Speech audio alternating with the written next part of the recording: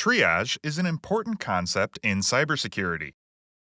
If all attacks or alerts in an environment were treated as being equal in severity, we'd apply the same attention and resources to a screenshot being taken as we would to complex, known malware detections. Security would break down quickly. For this reason, Jamf Protect's macOS security portal automatically categorizes threats and alerts based on severity level. It also contains tools to automatically mitigate common, low-severity threats, freeing up an administrator's time and attention to focus on more important tasks. This is Zach. Let's explore threat mitigation and alerts in the macOS security portal. After logging in to the macOS security portal, select Alerts in the sidebar.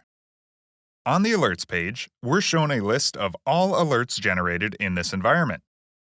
Alerts are individual records of events on enrolled computers that may pose a security risk. Everything that is captured here, even seemingly innocuous things like screenshots being taken or data written out to a USB device, corresponds to a Jamf Protect analytic or entry in a threat prevention database, and thus could be used in a malicious attack. Let's select this alert for a screenshot to explore further. Each alert page contains a large and detailed amount of data about the event that generated the alert.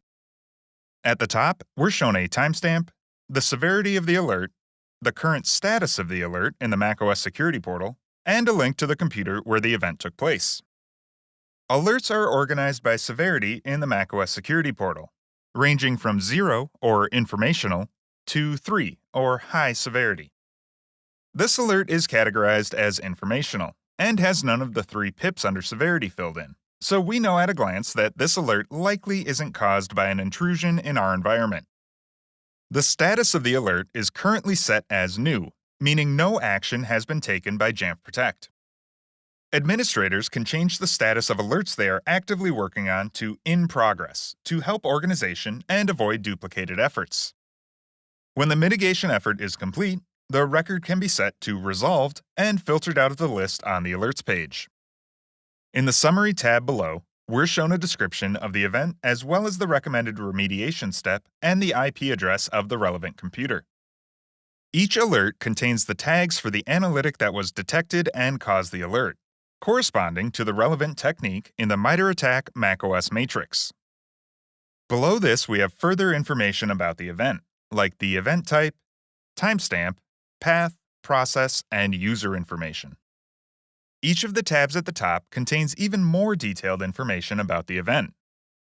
We can see the full process tree in the Processes tab, view more information on the file, including its hash, in the Files tab, more detail on the binaries that were used in the Binaries tab, and then additional information about active user accounts at the time in the Users and Groups tabs. The JSON tab contains all the information from the other tabs in an API-accessible form. In the Add Exception tab, we can configure criteria for ignoring and suppressing events detected by this analytic. Using the pre-filled information at the bottom, we can tell Jamf Protect to ignore alerts that contain this exact file path, that are caused by this process, or are created by this binary identifier. We won't delve too deeply into exceptions here. For more information, see the Jamf Protect documentation. Let's return to the Alerts page. Looking through this list, I can see a few alerts that are of higher severity that have a status of auto-resolved. These events were detected and immediately mitigated by the Jamf Protect agent on enrolled computers. While some alerts will require manual intervention from administrators, or need to take advantage of management solutions like Jamf Pro, many of these alerts can be automatically mitigated by Jamf Protect. Let's look at a few examples of Jamf Protect's automatic threat mitigation for macOS. Moving on to a test computer, I've downloaded a copy of the iCar test file. This file, developed by the European Institute for Computer Antivirus Research, is a small text document designed to safely trigger most antivirus software for testing purposes. If you are following along with the link in the resources, please do not perform this step on a company-owned or production computer. Instead, locate and use a test Mac to avoid alarming your security team, as this would be a false positive alert and not represent a real threat. I'm opening a terminal window and using the sh command to attempt to run the icar test file as if it were an executable. As soon as I press return to run the command, a dialog appears that lets me know the file has been blocked from running, quarantined, and that the event has been reported to my IT team. Accordingly, the file is no longer in my downloads directory and has been moved to quarantine. Let's move back to the macOS security portal and view this alert. On the alerts page, we now have a new entry at the top of the list, Threat Prevention, with a status of auto-resolved. If we select the alert, we see a similar page to the screenshot alert we explored previously. This page has a single filled pip under Severity, representing a low-severity event, and reports that the action taken was prevented and that this alert was auto-resolved. If we scroll down to the threat event details, we can see that the cause of this alert was correctly identified as the icar test file malware. Note that this alert does not contain any tags like the screenshot alert did. This means the alert comes from a threat prevention database match, rather than an analytic. Let's look at another example. Navigate to Threat Prevention in the sidebar. Here we can see the latest version and history of the Jamf Protect threat database, as well as the number of computers currently on the latest version. This database is updated regularly by Jamf, but perhaps we have a specific threat in mind we'd like to block that isn't in this database. Perhaps in my organization, our security team has noticed employees using torrent software to download items onto their work computers. We can add a custom prevention list to effectively add an entry into this threat prevention database that will then trigger alerts and mitigation from Jamf Protect. Select the Custom Prevention List tab, and then click Create Prevent List. Enter an appropriate name and a description, and we're then asked to specify how we're identifying the file or process we'd like to prevent.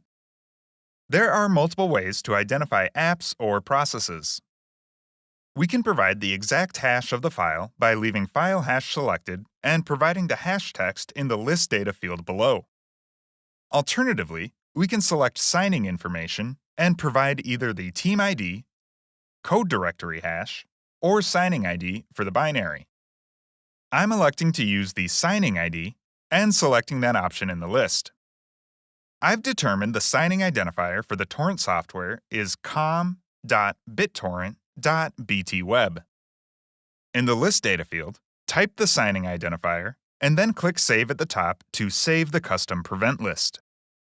For instructions on how to find signing information, see the link in the resources titled Custom Prevent Lists. That's all that's needed to prevent BitTorrent from running on our enrolled Macs. Let's go test it out. On my test Mac, I've downloaded and installed BitTorrent Web and can now attempt to run the software from my Applications directory. Once again, we're shown the block and quarantine dialog that we saw previously. And the app has now disappeared from the Applications directory. Back in the macOS Security Portal Alerts page, we can see a new Prevented Execution alert has been generated with an auto-resolved status. Selecting this alert, we can see under the Prevention Event Details that this alert was caused by a signing ID matching the com.bittorrent.bt web identifier we provided earlier. That's all for this video on macOS threat mitigation and alerts. We encourage you to continue exploring alerts and the data recorded from each event, as well as experiment with custom prevent lists to further secure your environment. If any additional questions come up, be sure to check out the Jamf Protect documentation for more information. Thanks for watching.